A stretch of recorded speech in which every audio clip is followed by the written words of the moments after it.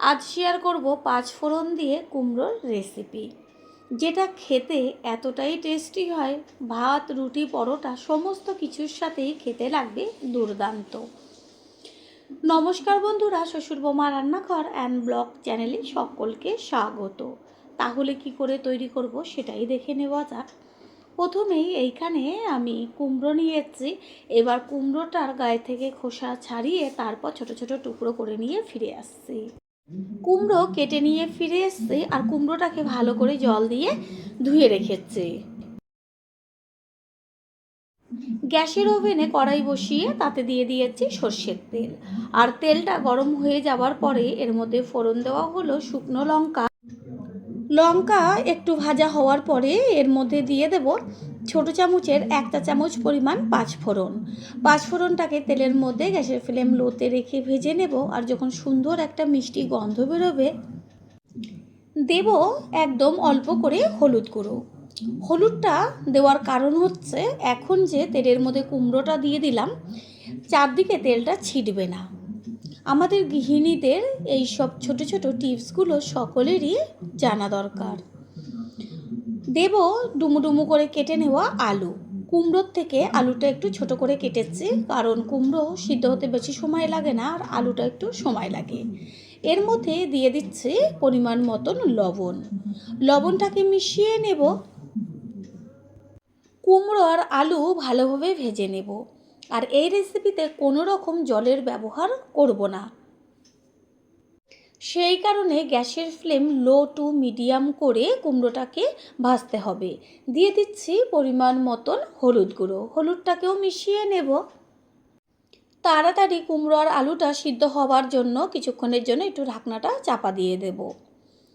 কিছুক্ষণ বাদে ফিরে এসে কড়াইয়ের ঢাকনাটা সরিয়ে দিয়ে তারপর কুমড়ো আর আলুটাকে খুন্তি দিয়ে একটু নেড়ে চেড়ে দিতে হবে, যেন নিচের দিকটা পুড়ে না যায়। এইভাবে ঢাকনা চাপা দিয়ে দিয়ে একটু বাদে বাদে নেড়ে চেড়ে দিয়ে রেসিপিটি তৈরি করতে হবে। এতটাই খেতে ভালো লাগে যেটা নাকি খাওয়ার পরেই বুঝতে পারবেন। কুমড়োটা অনেকটাই সিদ্ধ হয়ে গেছে। এই পর্যায়ে দিয়ে দিচ্ছি 1 চা চামচ পরিমাণ আদার পেস্ট, আর হচ্ছে ঝালের জন্য ছোট ছোট করে কেটে নেওয়া কাঁচা লঙ্কা। আদা আর কাঁচা লঙ্কা একইভাবে কুমড়োর সাথে ভাজা হতে থাকবে। কুমড়ো আলু ভাজা হতে থাক, আবারও কিছুক্ষণের জন্য ঢাকনাটা চাপা দিয়ে দেব। আর গ্যাসের অন্য ওভেনে একটা মশলা তৈরি করব।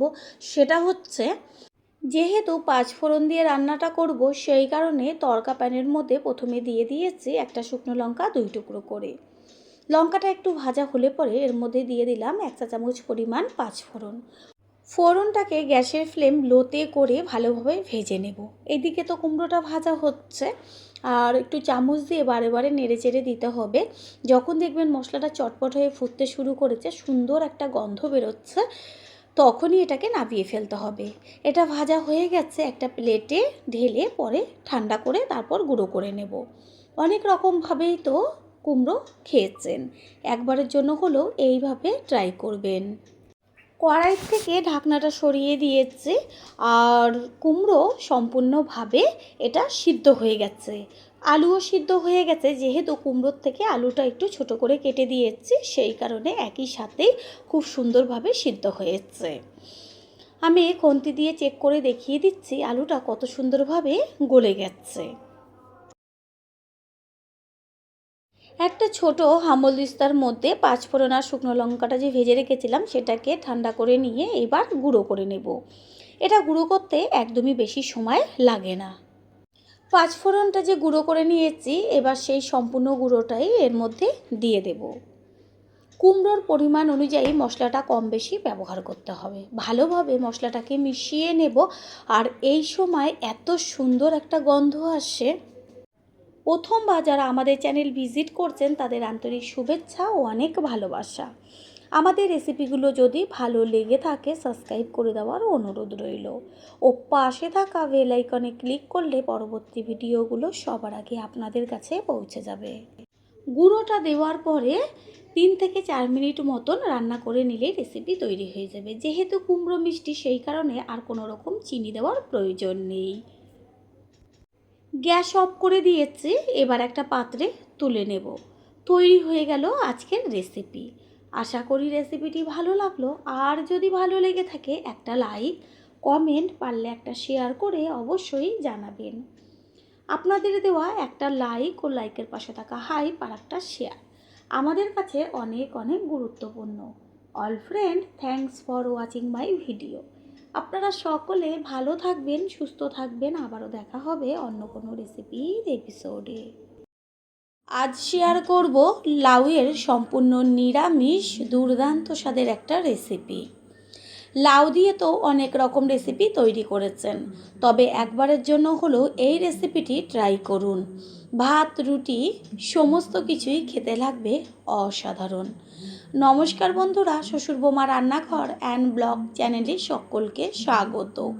তাহলে কি করে তৈরি করব সেটাই দেখে নেওয়া যাক। প্রথমেই এইখানে একটা লাউ নিয়েছি। এবার লাউটাকে কেটে তার খোসাটা ছাড়িয়ে নিয়ে ফিরে আসছি। লাউটাকে কেটে নিয়েছি আর লাউয়ের গায়ে যে খোসাগুলো রয়েছে সেগুলোকে ফেলে দিয়েছি। তারপর যে বড় বড় টুকরো করে নিয়ে জলের মধ্যে রেখেছি, জল থেকে তুলে নেব। কারণ লাউ কেটে নেওয়ার পরে কখনো ধোয় না, সেই কারণে আগে ধুয়ে নিয়েছি। সম্পূর্ণ লাউটাই আমি একদম ঝিরিঝিরি করে কেটে নিয়েছি।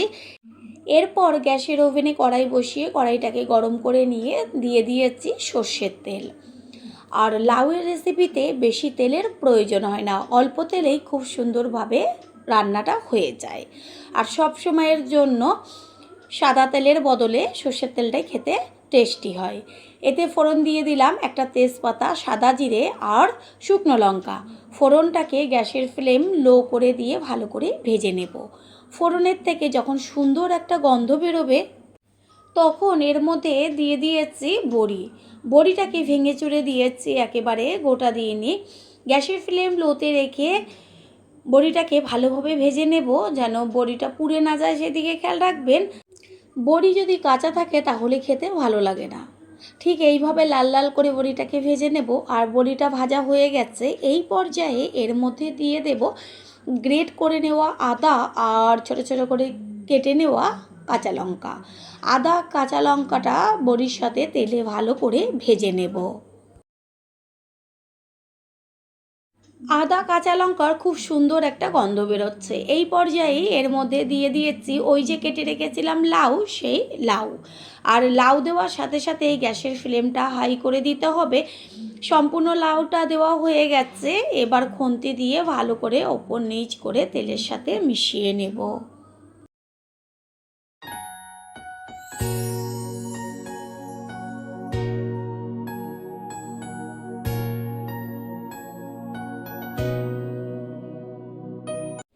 লাউয়ের মধ্যে দেব পরিমাণ মতন হলুদ গুঁড়ো। হলুদ গুঁড়োটাকে মিশিয়ে নেব।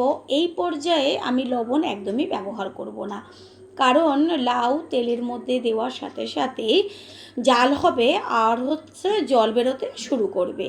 আর লবণটা যদি এই পর্যায়ে দেওয়া হয় তাহলে অনেকটা পরিমাণই জল বেরিয়ে যাবে। আর বেশি জল থাকলে লাউটা বেশিক্ষণ সিদ্ধ হবে, তখন লাউটা টক টক হয়ে যাবে।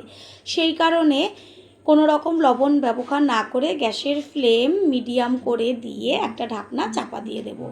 এটা হতে থাক। অন্যদিকে গ্যাসের অন্য যে ওভেন, তাতে একটা তড়কা প্যান বসিয়ে তার মধ্যে দিয়ে দিয়েছি 2 চা চামচ পরিমাণ সাদা জিরে, একটা তেজপাতা আর একটা শুকনো লঙ্কা।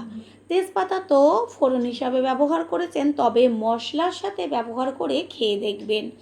তারপরে সে কমেন্ট করে জানিয়ে যাবেন যে তেজপাতা ব্যবহার করাতে কতটা টেস্ট সম্পূর্ণ আলাদা হয়েছিল আর খেতে টেস্টি হয়েছিল।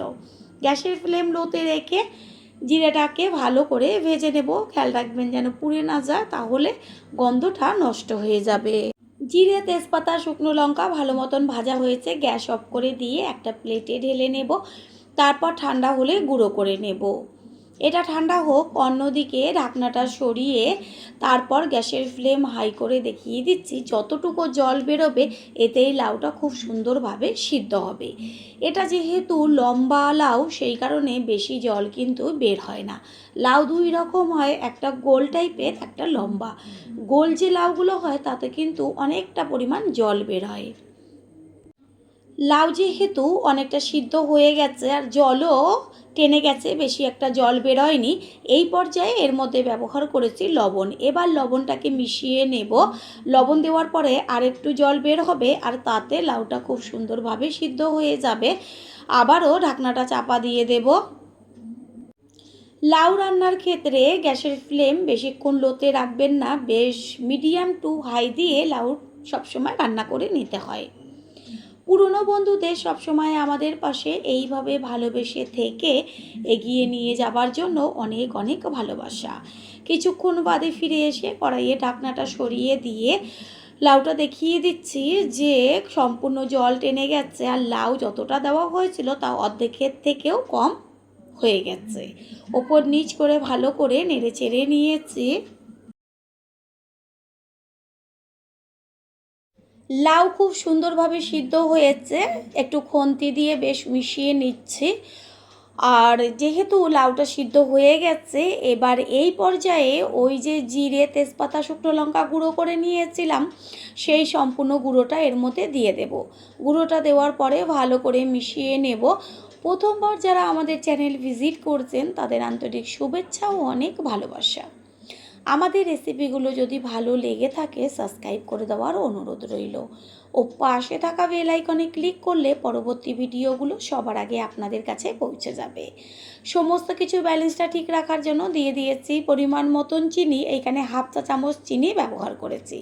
চিনিটাকে মিশিয়ে নেব আর গ্যাসের ফ্লেম তো হাই করে দেব, কারণ চিনি দেওয়ার পরে একটু জল জল ভাব আসবে, সেটা সম্পূর্ণভাবে টানিয়ে নেব। রেসিপিটা সাধারণ হলেও খেতে কিন্তু স্বাদ দুর্দান্ত, যেটা আপনারা তৈরি করে খাওয়ার পরেই বুঝতে পারবেন।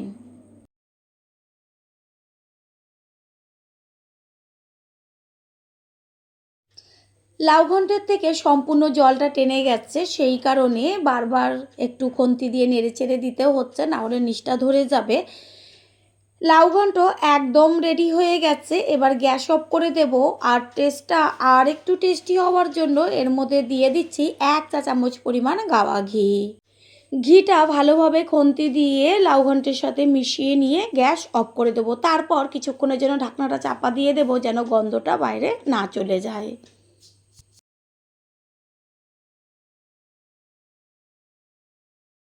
কিছুক্ষণ বাদে ফিরে এসে কড়াইয়ে ঢাকনাটা সরিয়ে দিয়েছি, তারপর খুন্তি দিয়ে একটু ওপর নিচ করে চারদিকটা মিশিয়ে নিচ্ছি।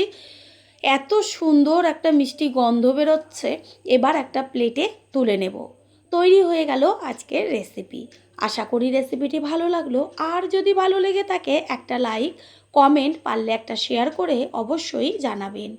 আপনাদের দেওয়া একটা লাইক ও লাইকের পাশে থাকা হাইপ আর একটা শেয়ার আমাদের কাছে অনেক অনেক গুরুত্বপূর্ণ। All friend, thanks for watching my video. আপনারা সকলে ভালো থাকবেন, সুস্থ থাকবেন। আবারও দেখা হবে অন্য কোনো রেসিপির এপিসোডে।